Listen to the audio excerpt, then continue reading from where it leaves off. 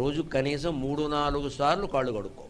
ఆడా మొగ తేడా లేకుండా, ఆడవాళ్ళు అయితే మరీను బయటికి వెళ్ళొచ్చామంటే కాళ్ళు కడుక్కోవాలి. అంతేకాదు, ఓసారి పేరంటానికో పెళ్లికో పెడతాం, చూడకూడని వాళ్ళు చూస్తారు, మనకి తెలియదు ఎవరేమిటో, అసలు ఎవరి చూపుల్లో ఏముందో తెలియదు. ఆ దిష్టి పోవాలంటే ఇంటికొచ్చి కాళ్ళు కడుక్కోవాలి. ఇది గుడ్డి నమ్మకం కాదు, శాస్త్రీయం, పక్కా నిజం, ఇది అనుమానం వెళ్ళ. వాళ్ళ చూపులు పడితే కొన్ని ఇబ్బందులు వస్తాయి. పసిపిల్లలకైతే స్నానమే చేయించాలి, సాంబ్రాణ పొగేసేయాలి, లేదా మన్నాడు ఏదో వచ్చేస్తుంది.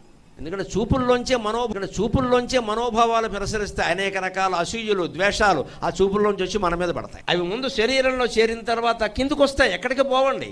మనం జపం చేస్తున్నాం కదా, అందుకని కిందకు వస్తాయి. కిందకు వచ్చినవి కూడా మనలో ఉండకుండా ఉండాలంటే కాళ్ళు కడిగేసుకుంటే బాత్రూంలోకి పోతాయి, గొడవలేదు. అందుకని కాళ్ళు ఖచ్చితంగా కడుక్కోవాలి. వాళ్ళ అపార్ట్మెంట్లు కదా, బిల్డింగులు కదా అన్నట్టు కాళ్ళు కడుక్కోవాల్సిందే. మట్టికి దానికి సంబంధం లేదు. ఆ మాత్రం కనీసపాచారం కూడా పాటించకపోతే ఇంకా లక్ష్మీ సరస్వతులు మన ఇంట్లో ఎందుకుంటారని శనిదేవత ఉంటుంది వచ్చి ఇక్కడ.